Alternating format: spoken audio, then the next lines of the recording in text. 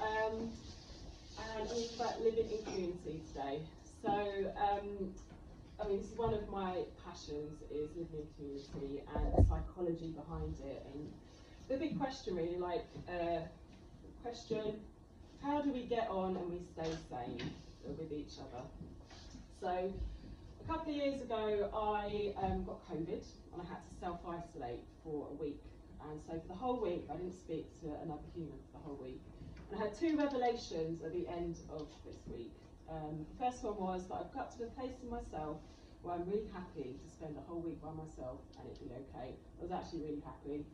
The second thing I realised was that all my problems in my life were now coming from other people. And if I didn't see any other people in my life ever again, I would never have a single problem. Obviously that's not true.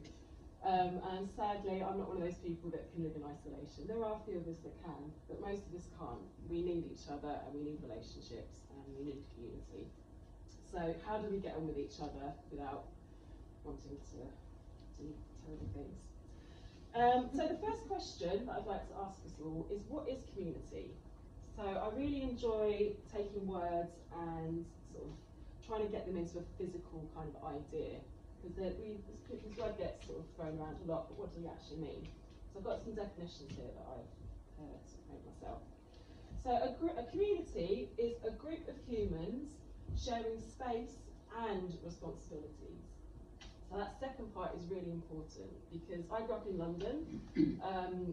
Lots of people around me at all times, you know, terraced housing. So we were sharing space together, but we weren't sharing any responsibilities. So there was no sense of community. There was a little bit while I was at school. Obviously you have that sort of community hub as a school, but really we didn't have those shared responsibilities, and that's the key bit. That's what you want. If you want to create a community, have shared responsibilities, do stuff together. It's really important. And the second thing is a collective of people from different tribes. So I wanted to make that really clear because a community isn't a tribe. So Hardwick's a really great example of that. We've got a lot of different tribes on Hardwick, and the community is the collection of tribes. So I would define a tribe as people that think and feel similar to you and have similar experiences to you. So that's your tribe. Growing up, your family is your tribe, but then as you become a teenager, you usually find your own tribe and you move on to a different tribe. It's funny, whenever I meet anyone, I grew up in Wood Green in London, so if I meet someone from Wood Green, I'm like, oh, family, hello, you're part of my tribe. You know, don't know you, but that sense of feeling of we know each other. So a community is a collection of different tribes. So it's finding a way of finding those purposes and values in common so that you can work as a community and accept each other's differences and the strengths of each other's differences. Really important. And also, a community is a unique entity. So I think community is like a person. So it's hard to sort of create a formula for community and say, right, this is what you need to do to create this community, because each community is its own thing. I'm from a community called Green Broom, and I think we've got a really good model, but to emulate that would be quite hard because the community is created by the people, so there's obviously going to be different people.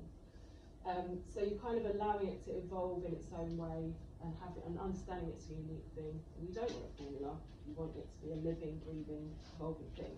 Would you agree? Yes. Thank you for your validation there. So community, I've got, I'm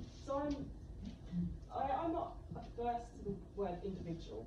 I actually think it's a really important word. I think we need to be individuals in the community. But on one spectrum, you've got individualism.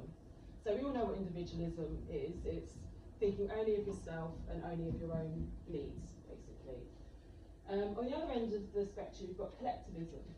So collectivism is where we all must think and feel the same. So whereas a tribe is a group of people that organically join together because they think and feel similarly, collectivism is when you must think and feel the same way, and if you don't, then you're rejected from the group. So I would say that our society is more in the it kind of is on both of those ends actually. It's either really collectivist, you must all think the same, or it's really individualist, like, oh, we'll act for ourselves. So community is that space in the middle where we are individuals, but we're joining together, we've got common purposes.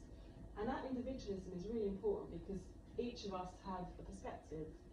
And it's by having those different perspectives that creates a strength and a diversity. A bit like soil or gut bacteria, the more diverse it is, the better it is, the healthier it is. And so the more individual humans, the better. If we're all thinking of being the same, then no growth happens. So, Green Broom! So part of my experience of being able to stand up here and talk to you about community today is that I live on a community. So I live at Green Broom. Green Broom is part of the Hardwick estate, if you don't know. We're at the top of the hill, we're a little island, little outliers, we're out there on our own.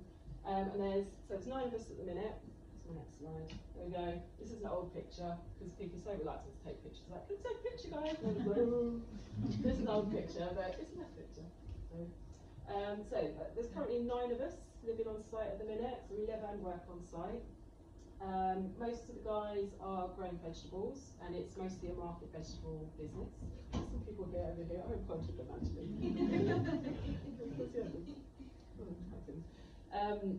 So yeah, there's 9 of us here, most of the market gardeners. Apart from me, I do coppicing and I do basket making, and I run courses in the woods, so that's the kind of thing. But the sort of criteria to being a member of Green Broom is it's got to be a low impact business and you've got to be organic and fossil fuel free. So we're land-based workers. I've just told you all the things I've just written down. Land-based workers, fossil fuel free. So that's a really important part of our ethos at Green Broom. Non-hierarchical as much as we can, and it's organic. So that's kind of like our purposes, if you like. So yeah, Green Broom started in, I've got the card here, all the details on, so I don't remember. So yeah, started from 9 years ago. We have 13 acres, apparently, according to True Foods website, that I looked up today, and 4 acres of woodland. So I think about half of that, well, apart from 4 acres, half of that is cultivated now.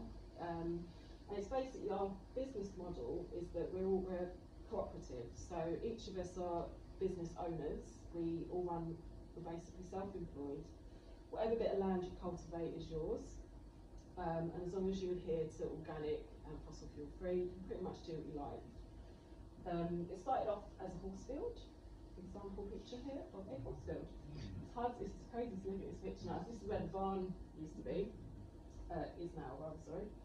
And then just through no machinery, so all hand done, the guys basically cultivated all this land, just piled loads and loads of manure in it, loads of other fertilisers, like natural stuff, and built up the soil basically. So now we have a really thriving market garden business. There you go, so Andy there, he's made ploughs and stuff. And what's been great about Green Broom, one of the things that I would say would be a good thing to emulate, if possible, in another community, is that we pretty much, during the day we work for ourselves. So during the day we have complete autonomy over our time. We also have autonomy over our techniques. So Andy here, Sam was saying it the other day, Andy has created all these different ways of tilling the soil that he may have not been able to do if he'd been part of a big collective of us working together. So we can be really creative with our time and the land that we have, which has been allows a sense of freedom that I've never experienced anywhere else. It's great. But we also have shared responsibilities. If we didn't have the shared responsibilities, we'd just be land mates, like housemates. But because we also cook together, so we take turns cooking, and we have shared responsibility over the structures and the land, that creates community. So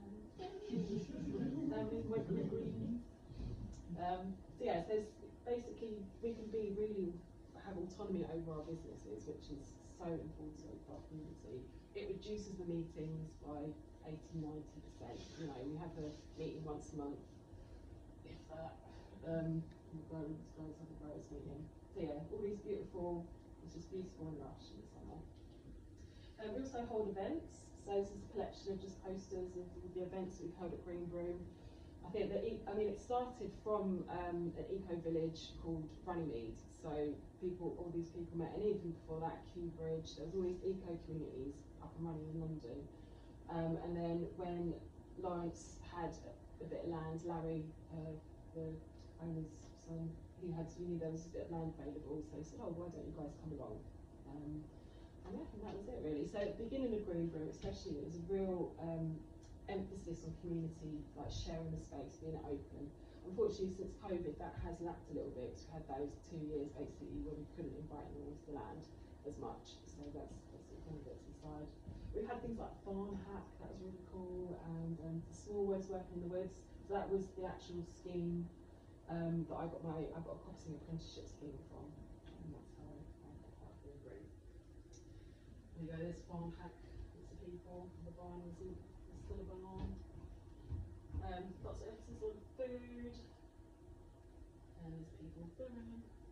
That's the first time we've had Green Broom. Yeah, so shared responsibilities. So we've got lots of big structures on the land. We've got planning permission for a few polytunnels, a few temporary dwelling housing, like temporary workers' dwellings they're called. And there's been this sort of collective of building stuff together, and that really brings a community, makes a community rather than just some people working on the same bit of land. So yeah, there we go. Stuff. Yeah, building barn. Yeah, so that's Green Broom really. Yeah, it's great, it works. And I think it works for the following reasons that I'm going to show you now. So I'm going to share a little bit about our decision making, a little bit about conflict resolution as well. So how we manage as people together. Oh yes, so we'll start off with some ingredients for a healthy community. So these are just a few ingredients, they're obviously not extensive. I've kind of picked 3 that I think are like sort of the primary colours, if you like, of community. So the first one is trust, and all this stuff that I'm going to say today could relate to your relationships or your work colleagues or anything. It's kind of, this is actually all this stuff I've got from being obsessed with relationship podcasts, and just being obsessed with how do people work, what's going on. So, but it translates because basically a community is having a relationship with 8 other people. We're not that kind of community, don't worry. So yeah, trust, respect, and playfulness.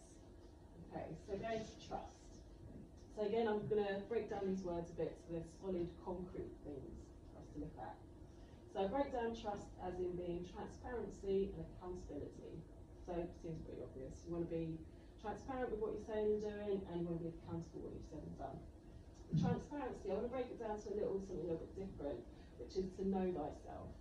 So a big part of being in community is this internal knowing. You kind of need to know what you think, what you need, what you feel, and being aware of what you did. And knowing these things just makes life a little less complicated. So if I know what I need, say the washing up isn't getting done, an often concern in our community because we're all messy buggers.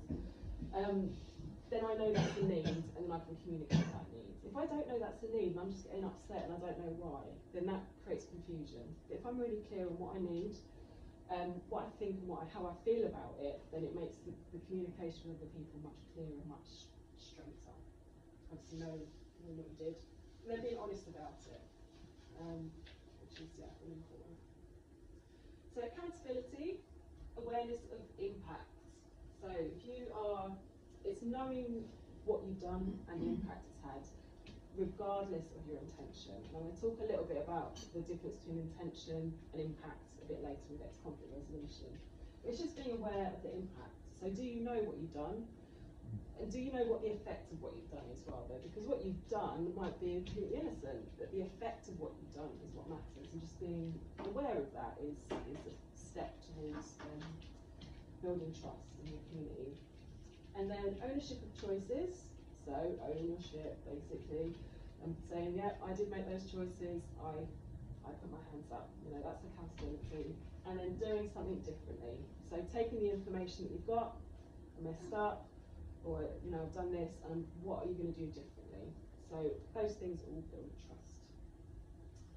Respect. Again, a big word, respect, everyone wants respect, but what the hell does it mean? And what does it mean to us individually?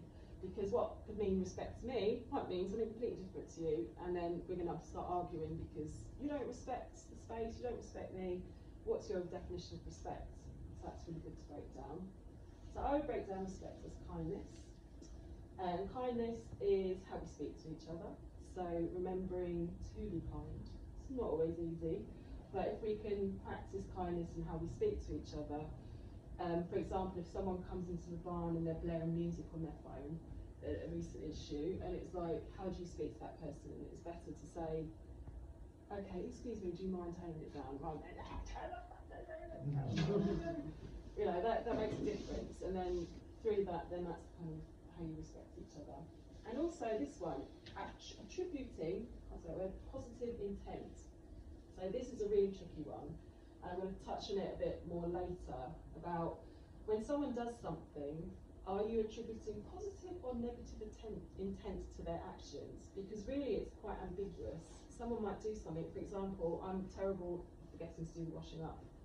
And from my perspective, I've just forgotten that it might be that there's, you know, you've got to remember people are doing their best. Maybe they didn't mean to do it, maybe they did. You know, you've got to have that positive intent, and then inquire what is their intent. If that makes sense. And then taking differences into account. So, especially on a community, you're often going to get people of a neurospicy, diverse culture. And some people may struggle with stuff like executive functioning or memory or decision making. And you've got to keep that in mind in the community. It doesn't mean that it shouldn't be addressed. But if you can keep in mind that that may be the reason why someone's not doing something, then it calms it, keeps it lower than when it's heightened. You know, you're like, oh, why have you forgotten that again? It's like, oh yeah, because that person's got ADHD. As soon as it's out of sight, it's out of mind. You know, you've just got to keep reminding them. And then, you know, find strategies to help that person to contribute. Right. Respect is effort as well. And so going back to the washing up thing, it's like, yeah, when I do get reminded, reminding me, make the effort, get up, do it straight away, because I know my memory is terrible, so I have to do it straight away. And just making the effort around the place, and you can tell sometimes at Green Broom we do get people that arrive and they don't do anything, they just come to hang out. That's fine for a bit, but after a while you're like, come on, do you know what I mean? You need to do something, put a bit of effort in, because the feeling of respect goes down if you're not doing that. So yeah, sharing responsibilities, so taking shared responsibility. At Green Broom we don't really, we sort of lean towards more of an anarchy, so we're self-governed. We've just started doing a dinner chart, dinner sort of rota. We were like, oh, rota. What about rota? This organising rota thing. That's worked quite well.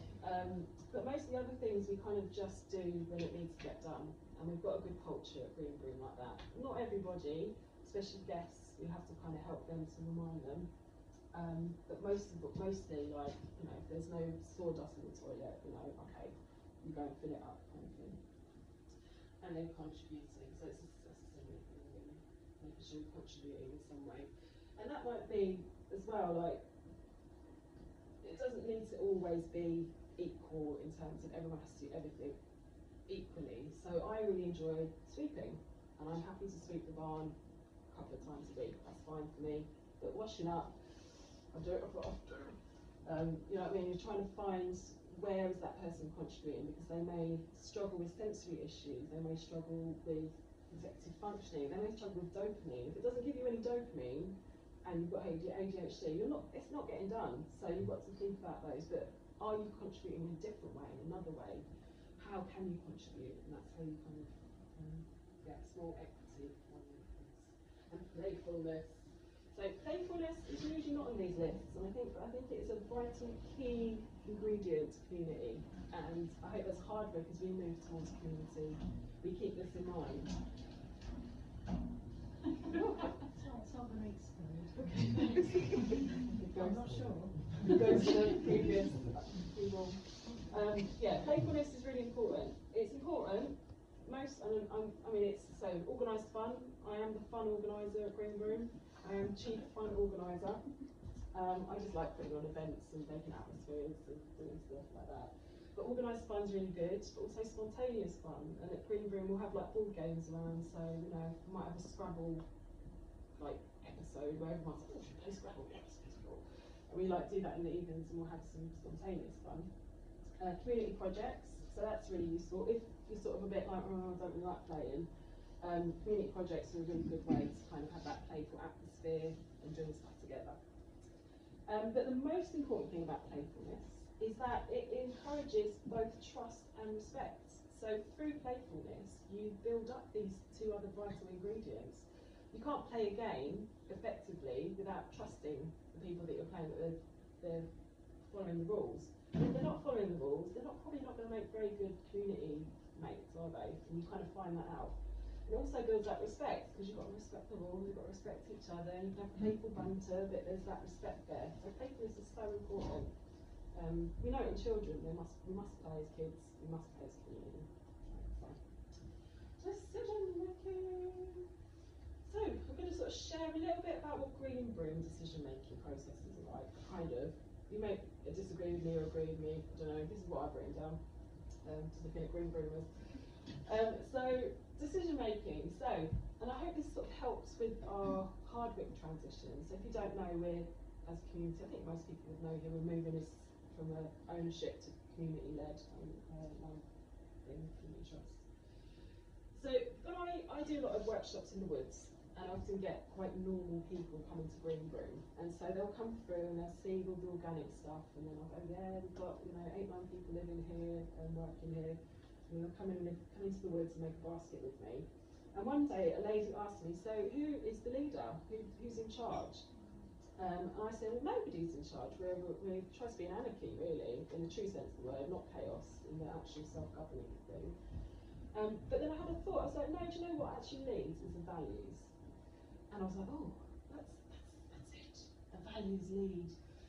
And I think if you have clear values and purposes as your leaders, then it takes out that human element of it, which is kind of what you want to do, because human beings are fallible. What we tend to do in the sort of the wider world is we choose one human or a small group of humans with, sort of various like moral compasses, and ask them to completely embody all these values. And then we go, oh, well, you're not doing it, and then we get angry with them when they're not actually fulfilling those values. Because humans are fallible, we all have our weaknesses. If you have the values up at the top as a leader and you bow down to the values, then each person in the community then is responsible for making sure those values are adhered to.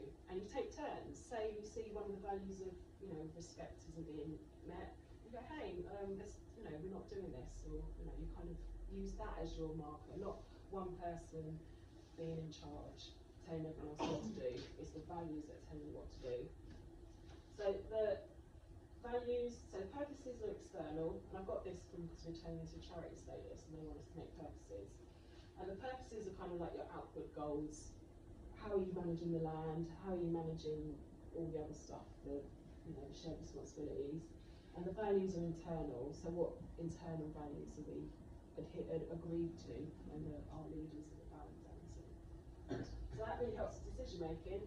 If you have a decision, you're like, oh, what do we do? Well, let's just run through the values. Does this meet all the values? Yes. Okay, great. Well, it's a forward. If it doesn't, then we have a discussion about it, or it just doesn't happen. And then with clear values and purposes, you also want to find common ground between the tribes.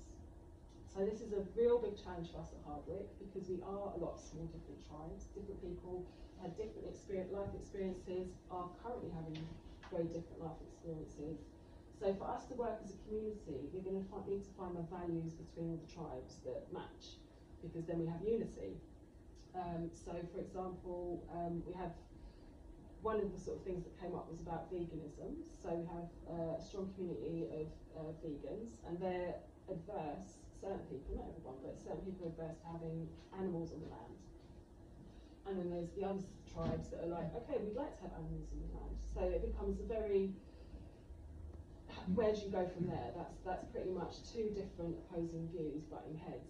So finding the common value of like, okay, well, we care about animals, even though we feel like it's useful for food security or other securities, we'll make sure that we really care for those animals while they're here, and we want to care for the land. And then we can agree on those values, and hopefully that goes some way to solving that issue and sort of going, okay, well, there's two tribes, but we have this in common, so let's focus on that, and let's put that on the list as a high value.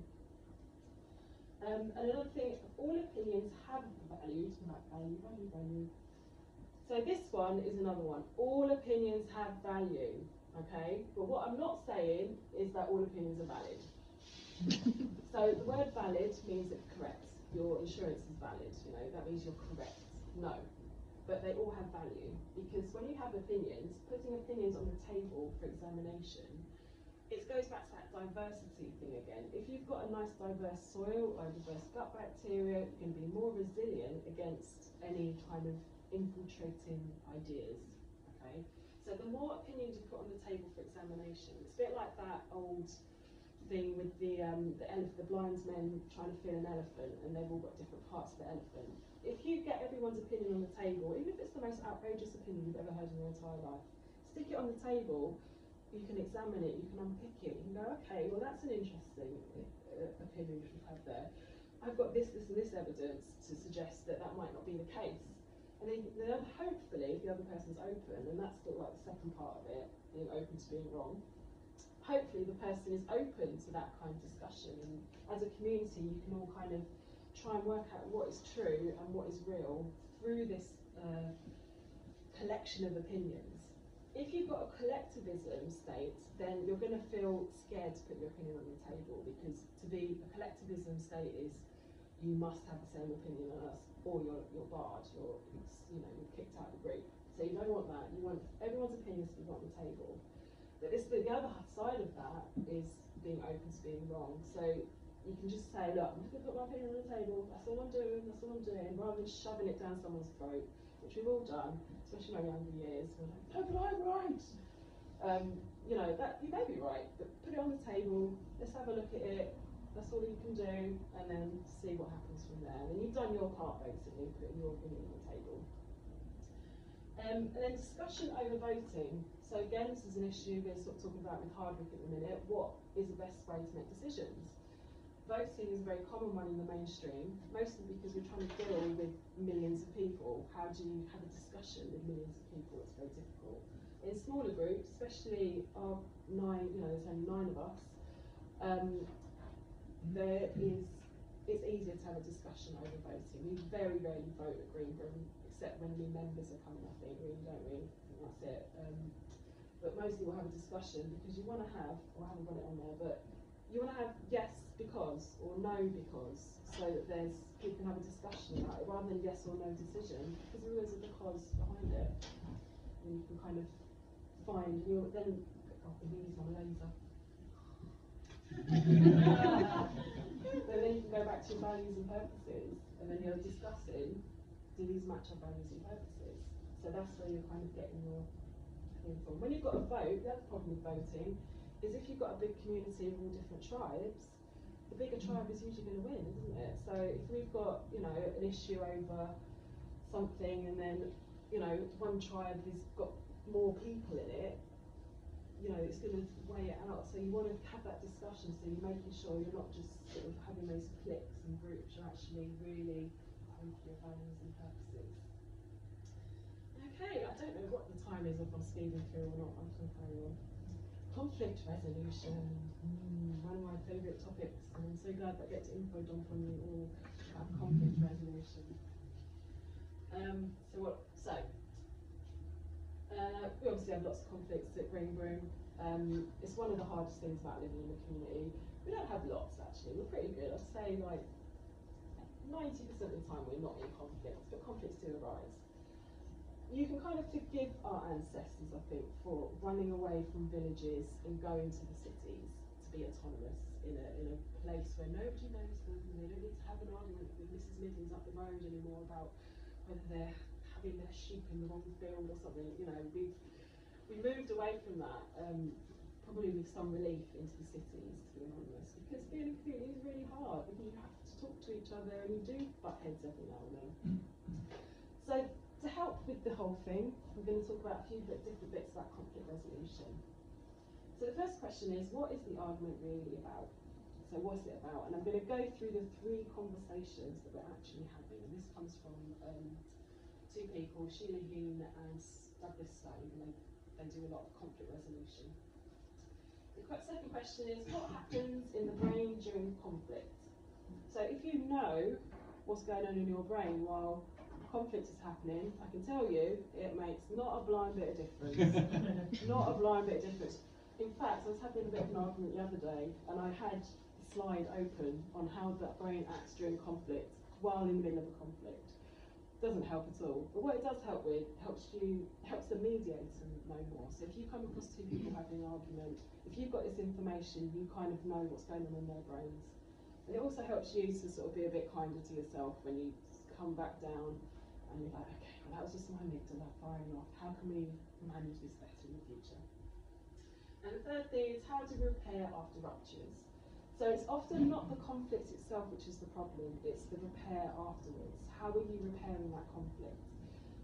Conflicts happen, we're all human, we all lose a temper, it all happens. But how are you repairing that? That's where the closeness and the trust rebuilds when you know how to do that. So not for some things. What is the argument really about?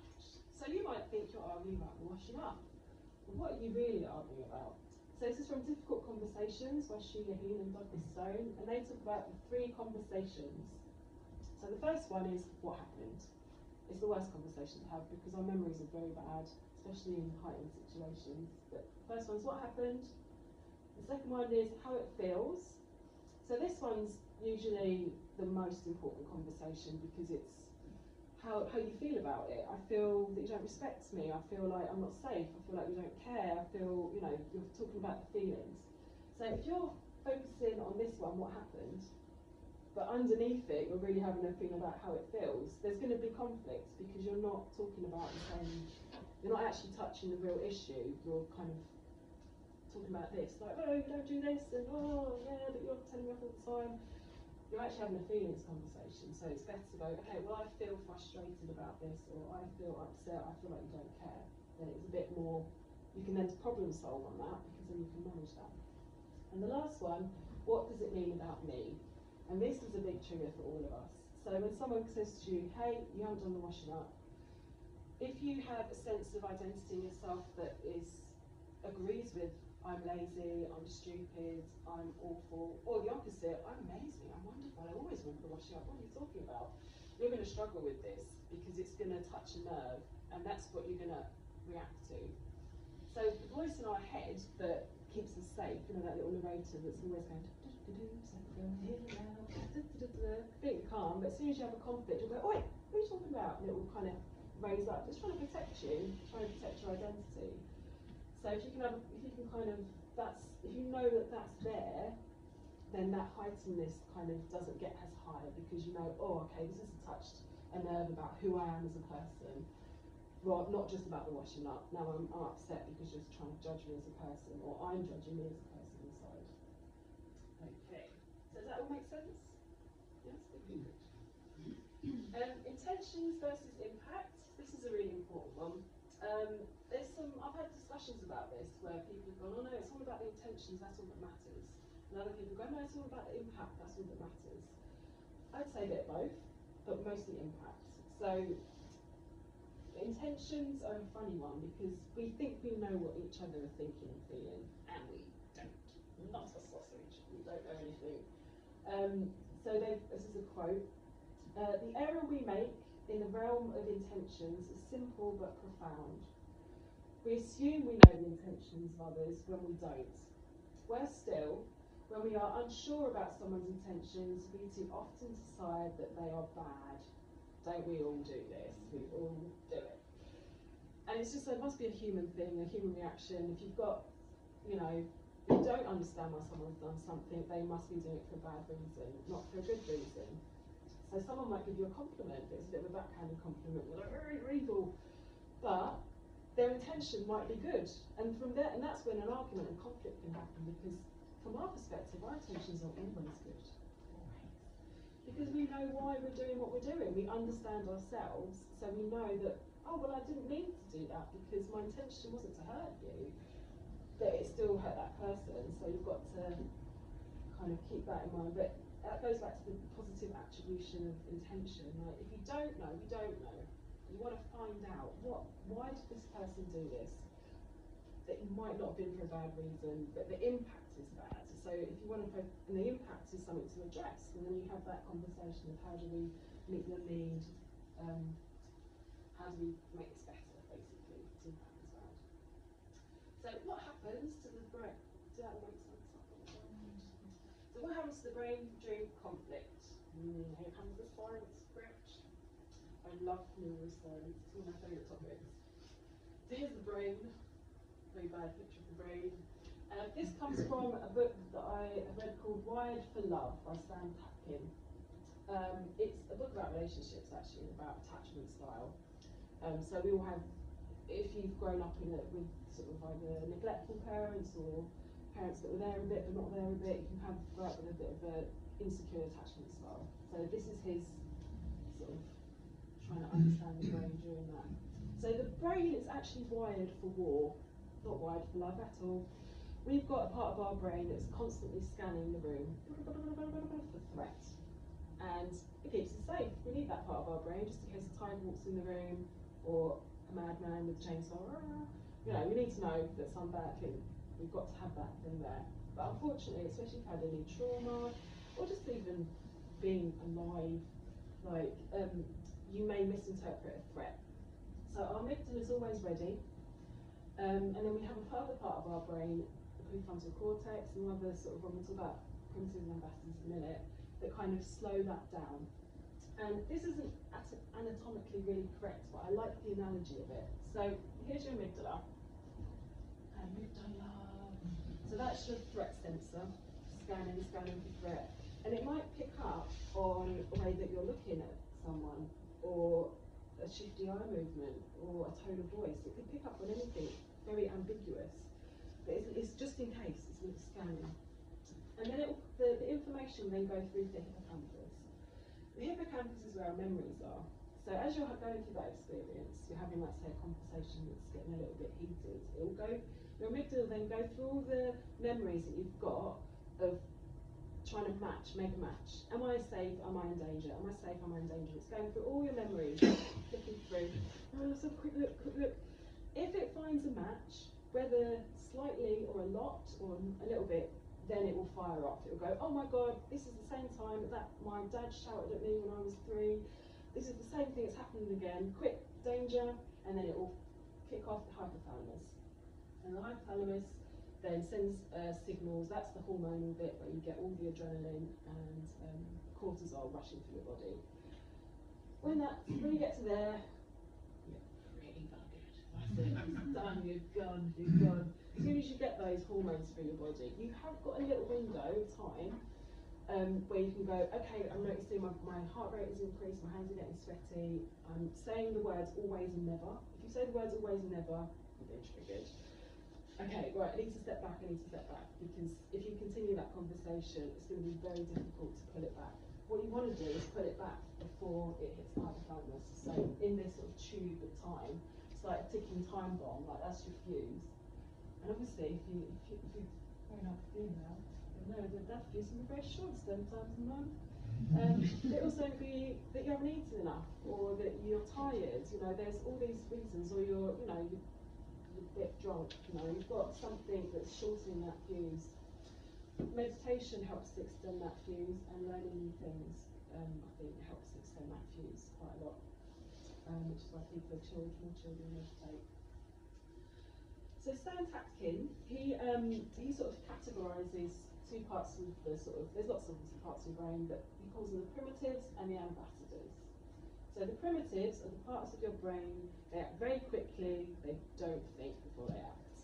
So you want those parts of your brains in case there's emergency. You know, you want bits of your brain to act really quickly, you know, because you want to get out of the way of the car that's coming and hurtling towards you. You don't have to sit there and think about it and go, oh, there's a car. It's just coming towards me very quickly. It'll kill me. You know, you don't have to be thinking about it, you just want to get out of the way. So it's great for those sorts of situations. Not so great if you're trying to have a conversation about who takes the bins out in the evening. So we've already met the amygdala and hypothalamus, and the pituitary and adrenal glands. So the adrenal glands actually above your kidneys. You know that? I didn't know that. I found that out today. So yeah, once they get triggered, that's all the hormones all around your body, and then that's when you've got to sort of manage this flood of emotions. There's this other little part called the dorsal motor vagal complex, also known as the dumb vagus.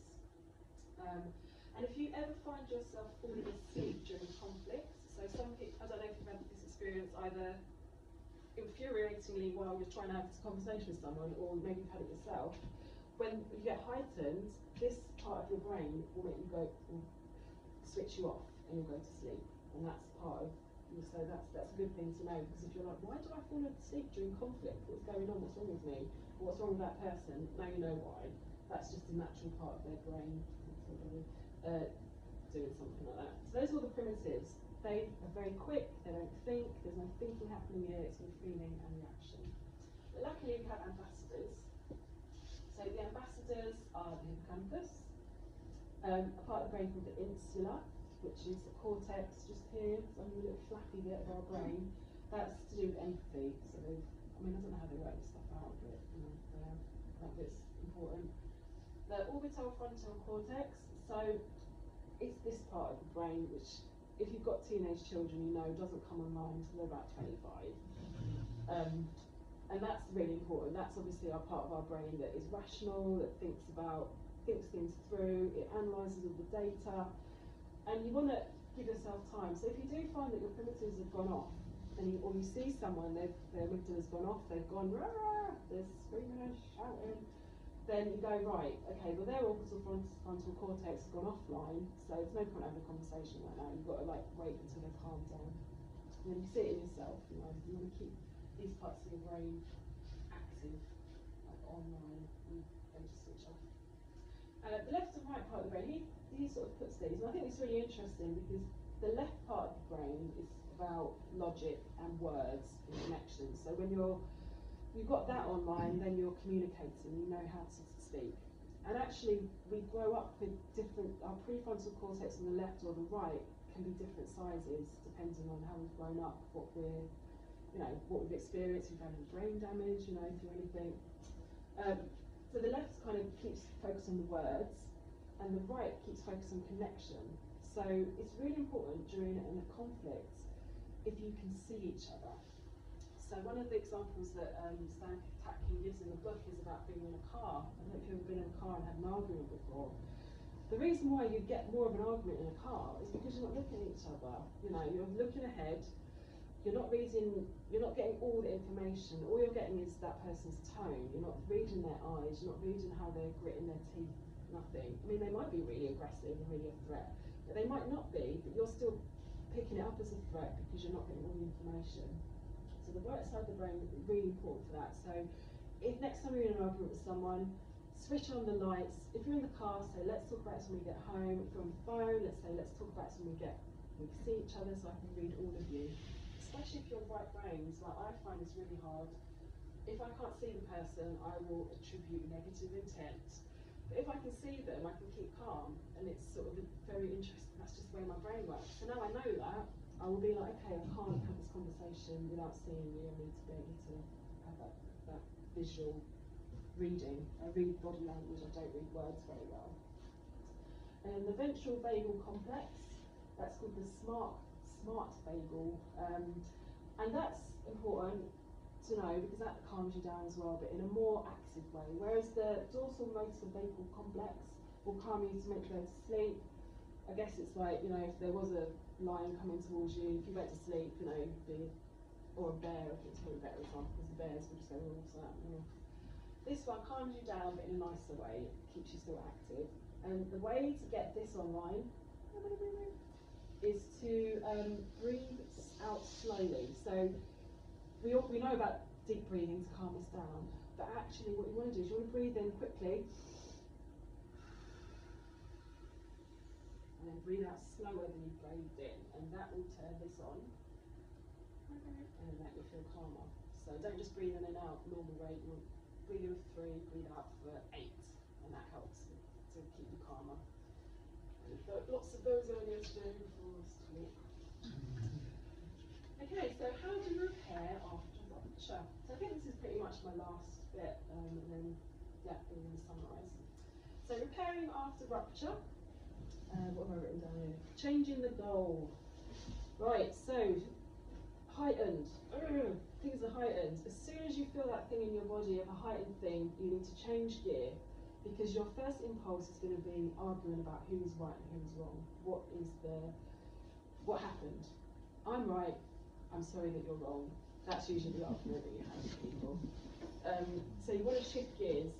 You want to shift gears quickly while your prefrontal cortex is slightly still online. It's a bit like, I don't know, it's like being in a storm like today, and the wind, and you're like, okay, I'm gonna try and understand what you're saying through like this barrage of like, but I'm right. So you want to get to the understanding. If you can have an understanding conversation rather than a problem-solving conversation, then that calms things down.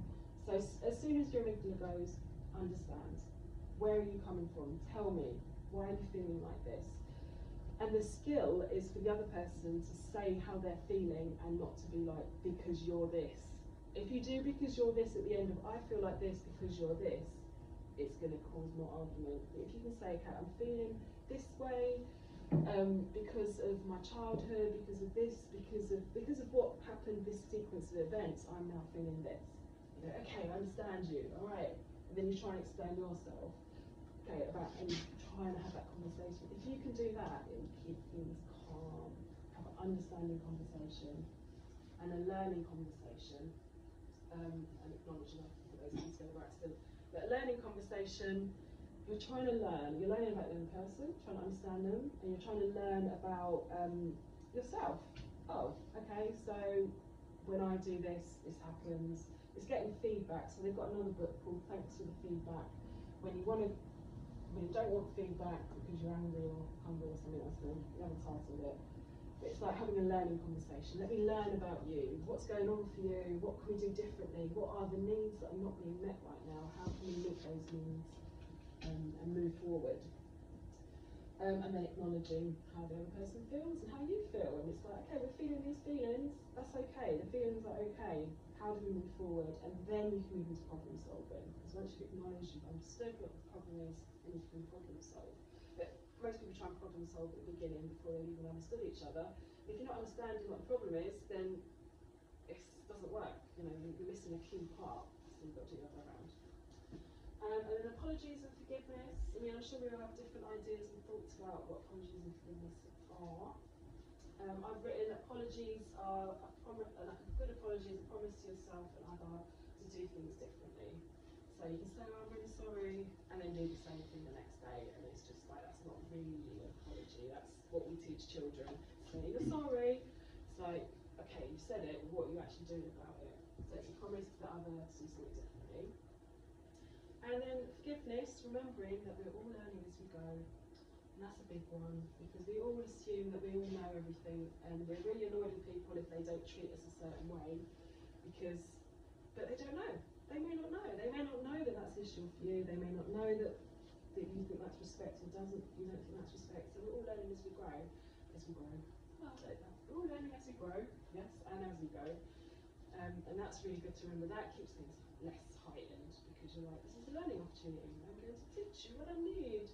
Rather than, you should know what I need. I don't know. Right, summary. Oh, just a caveat to all of this. This is with people that are healthy. You know, if you've got someone with a personality disorder, you're not going to get any of this. So, but that's sort of knowing differences. Like, if someone's got a personality disorder, they can't take accountability because of whatever trauma they've experienced. And you know that about them, and don't expect it. You know, and then we find ways around it, how to manage that.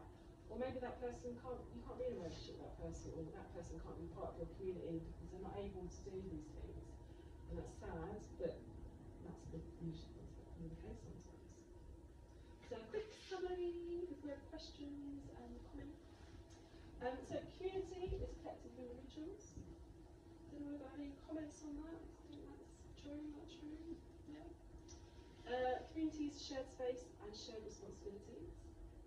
So if any thoughts come up you want to share with the group, just let me know. Trust, respect and playfulness are part of those key ingredients for creating a healthy community. The values and purposes lead. All opinions have value. They're not all valid, but they do have value. Because at least if they're completely bonkers, you know that that's not true. so they still have value. You want to aim for a learning conversation rather than a problem-solving conversation or who's right, who's wrong. You want to be learning about each other. And then you've got 3 conversations. What happened? How do you feel? What does this say about me? Just being aware of those 3 conversations that happen all at the same time. Which one are you focusing on? Intention versus impact. So remember, other people's intentions are a mystery to us, but the impact is what we sent, what we are very aware of. That's how we feel. We've got our primitives, our ambassadors, so different parts of the brain, quick bits that don't think, the slow bits that do think, and those 2 bits working together, being aware of that if you get triggered. And that we're all learning as we go. So be kind to each other, because we're all completely oblivious until we know, and then we know. And if we still do after we know, then that's probably the big issue. Alright, I think that's it. Oh, some references, books that I've referenced in this. One of the podcasts that I've got loads of this information from is Relationship Alive. It's on Spotify and YouTube. It's really good. He basically interviews all the top relationship people. And even though it's based on one-to-one relationships, it's completely transferable to community. So I really recommend it. And I think that's it.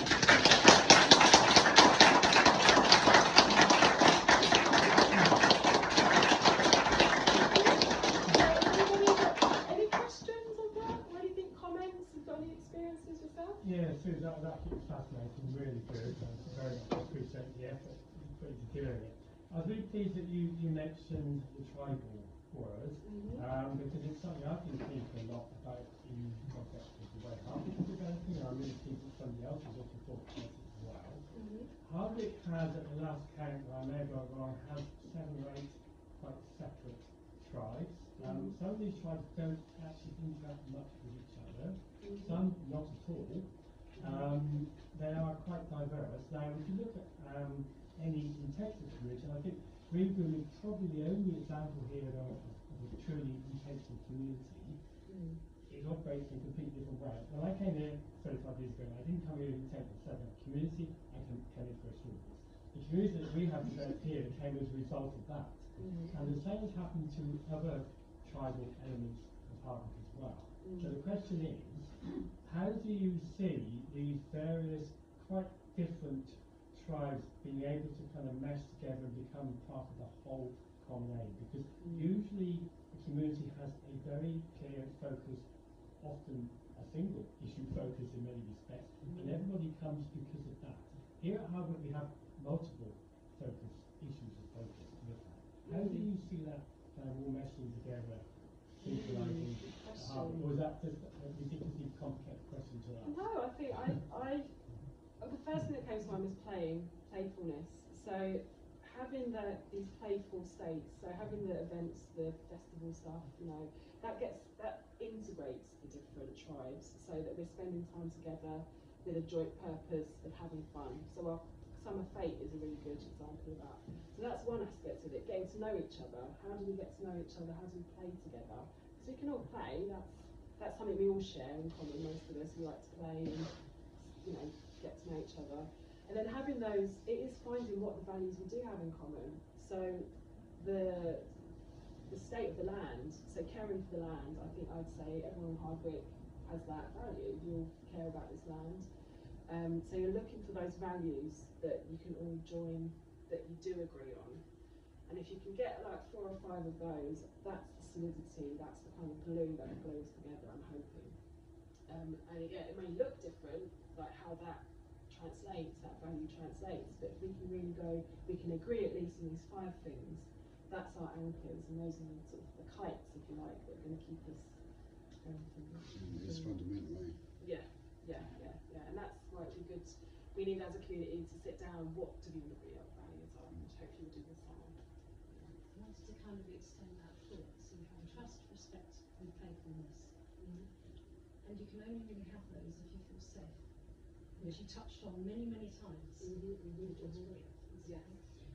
And within Hardwick, I think you're right that to bring tribes together, it's like playfulness is very needed, but I think people need to feel safe to express their different tribal identities. So there are many sort of kind of, if you want, tribes or factions, if you like. And so, I mean, my question is, like at Green Broom, how do you help people feel safe enough to express their differences? Well, I would say Green Broom are more of a tribe. I think because we already have quite similar values already, I don't know if you guys agree, but I think we're already on the same page, so we don't have as many clashes. Yeah, we already feel safe because we're already part of something. It's the challenge that Yeah. I feel at Hardwick.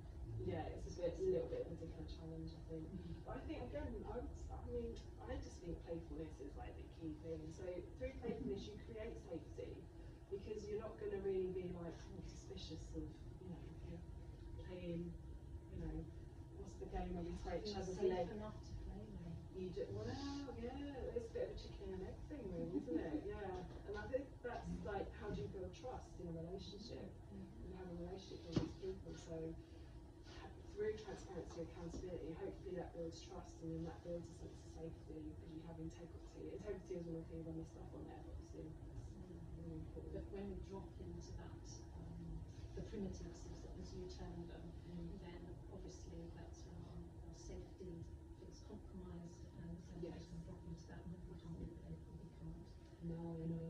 So it's, and I do feel as though Hardwick's sort of kind of facing with that underneath everything. Yeah. And so it feels very key to me to help people be safe. Yeah, that's great, yeah. And it's a good aim to have, yeah. And I guess it's having that thing of identifying, knowing that you may feel unsafe, but then bringing in the ambassadors to analyse the data and go, am I unsafe? Is this a safe place? And if it is unsafe, how do we make this safer? How do we feel safer as a community? Yeah. I think that would be like in a non-judgmental way to create an ethos around having no judgment on what people would think or say would allow people to feel more safe through that. Yeah. Because a lot of people have opinions but they don't feel safe enough because they feel that rejection and the judgment from other people. Yes, exactly that. So one of the things they talk about in difficult conversations is about the difference between coaching and evaluating. So coaching is saying, hey, this way is better. If you do this way, it'll be better for me. Or, you know, this is rather than judging, evaluating. Yeah. And I think we try our best not to judge each other. We try, you know, we don't, I think. But there's judgments perhaps on decisions. So yeah, which values we put first. And yeah, if you can remove judgment, great. But you've also got to be discerning. There is a difference between judging and discerning, because you're discerning what works and what doesn't work. You know, you don't want to get in a state where you're like, hey, everything's okay now, because not everything is okay. But so you have to have discernment of what's not okay. But to say you're a bad person, that's judging. To say there's a negative impact on what you're doing right now, that's a different kind of energy. And maybe well, and we as humans will go, oh, that person, these people are bad. But, how much time have we got? Have we got time to keep going? Or? It's only 20 to 9, so we can take some more questions if you wanted to. It's up to you. So any more? Yes? Good, here and there. Yeah, as a neuropsychologist, I love using brain stuff. So Yeah. thank you for that. That was great answer. I wondered whether you come across the work of Eleanor Ostrom, who spent her career travelling around the world, looking at groups of people who were managing common resources really well. She came up with a set of 8 core principles, and she won the Nobel Prize in 2009 for this. Most people never heard of her. No. The first principle she had was having a clear shared intention and purpose. That defines your group common. So I love that you said that. So I just wondered if you've heard of her. I haven't, no. She's on the list now. Yes, definitely, yes. But you can see that. Eleanor Ostrom? Okay, I'll It's write that part down of a group afterwards. that's trying to spread her work. Oh, fantastic, yeah. Well, she must be right. Definitely had that experience, Conservation is one of those, so everything you said. Yeah, brilliant. Oh, that's great. I love Yeah, well, we're another example, Yeah, I found it interesting because it's like, so I live at Fraser's, and one of the kind of core ethos of Fraser's is bringing all like minds together, and like I kind of had this impression that it was something more that Fraser did, that was allocate time and energy towards just going through like different ideas and like and exploring different aspects of that idea or those thoughts or those problems. And I was interested to know whether you kind of have also maybe organically have a similar thing where you do kind of allot time to exploring how people feel about stuff or kind of. Not as much as we could. We're quite practical minded at Green Broom, aren't we? we do need to have a vision meeting soon, don't we? Is that what you mean? Sort of having discussing visions and ideas? So we have like a sense meeting, which is where anybody can bring a topic, it can be anything at all, and we do the round and we can talk about how we feel about that thing. But no decisions are made. But it's more, actually, it's interesting, I find more decisions are actually made at the meeting, although there's no like conclusion, because everybody's kind of, you've got a gist of what's going on, and you know, kind of general. That's interesting. Like we were just saying about placing it down on the table for everyone to hear, Yeah. you know. It's an interesting experiment. Yeah, I think I'm definitely up for that. But yeah, we don't at Green Broom so much. I think we do focus more on physical, practical stuff. But that's the thing about the anarchy sort of sense of it. It's not everyone's cup of tea to have a chat about stuff like that. But there's some of us, I think, would be a fun thing to do. I'd be fun for that. But yeah, that's great. It's great. It's great that you're here as well, because Braziers is the. So if anyone doesn't know, Braziers is community. How many guys have you got? Maybe it was about 21 of us. Wow, yeah, it's 21. Yeah. You've got a house as like your hub, isn't it? And Yeah, and then there's that building for people. yeah, no, I think that's a great way though. That's playfulness to me. That's playing with ideas. And being like, Yeah, would you be able to just go back one slide to us? Sorry, maybe another one. Yeah, the quote in the top left, community is a collective of individuals. Do you believe that, is that meant in its entirety, or do you think there is an element of community which transcends the individual elements of it, as something that stands apart from just the people that make it up? Or is it just the people? Or you mentioned the values and the things that you hold as the highest aim, as being something which isn't a person. So is that something that falls outside of the collective of individuals? yeah, it's a good question. Yes and yes. I think it's both. I think you've got to be a bit careful of like calling something the community. It does become this separate entity, definitely. But then a lot of things can be projected onto the community. That I know someone who just would always call it the community are doing this, the community are doing that. It's like, well, who is the community? The community who is are they answerable to? Yeah, they're actually individuals, so it's not one. The community is not doing anything to you. So, well, yes, it is. So yeah, both. I think it's really important to remember those individuals and be an individual within that community. And yeah, you're right. The community, then those values are sort of more the community is the values becomes this entity as well. Yes. Is that what you think? Yeah.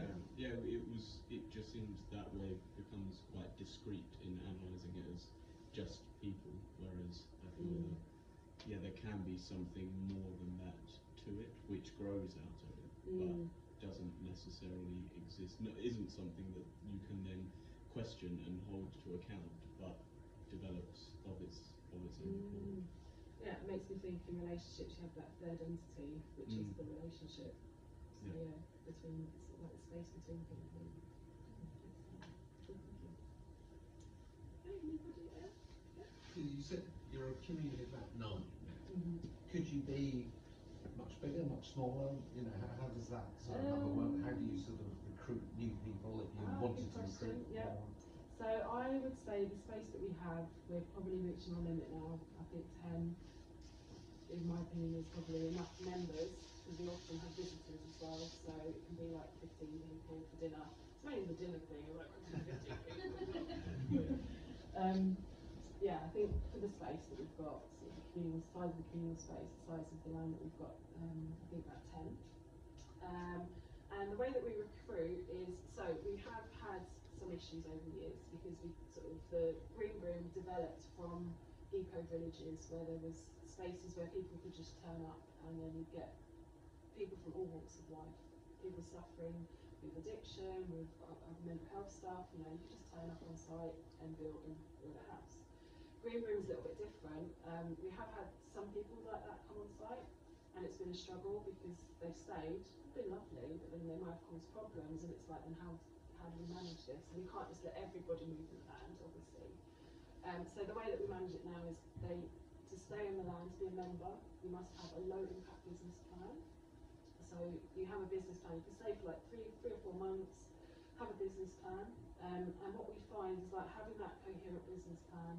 If you're struggling with mental health issues, you're probably not going to be able to make a good coherent business plan, and that's sort of a filter system that we have. So, and then if they do have a good business plan, but we've noticed there's interpersonal issues, like sort of problems basically, then we as a community are able to say, sorry, we're not going to accept your proposal. So that's given us a boundary, because before we were very boundaryless, and we did have issues of people coming on site and going, oh, it's nice here, isn't it? Oh, lovely. And it's like, okay, what are you saying then? Right, okay, we didn't ask no one. So now we have that process, and that's helped over the years. We've got good boundaries now, and we've had to learn how to have good boundaries. And it also keeps us, because that's what we're trying to do, and we're in good stead with the local council, with the parish council, because we are business focused, so that we can turn around and say, no, we're not just a bunch of hippies doing nothing, but we have all these contributions, all these business plans. They actually came around during COVID to give us planning permission for 2 temporary workers dwellings. We were saying how fortuitous, in a way, it's a bit bad to say that with that word, isn't it? But it was a time when there was no food in the supermarkets. So they came to Green Broom and saw, oh, well, here's this group of people producing produce on the land, fossil fuel free, we're very resilient, you know, in terms of we're not tied to any sort of, you know, there's very little outgoings that have been affected by the cost of living crisis. And they saw that and they were like, wow, yeah, I think this is important. And we are in Green Broom is a super important part of resiliency and chaotic times.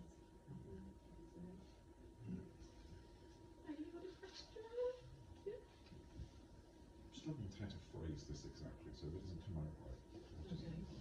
I'm thinking about, you were talking about community really similar to relationships, and relationships aren't static. They develop as they grow.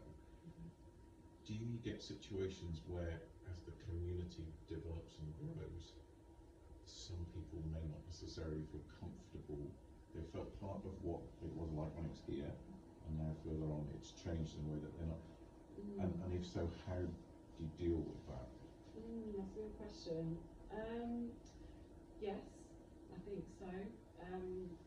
I wonder if it's having those strong values and purposes from the beginning. I think if they change, that could be an issue.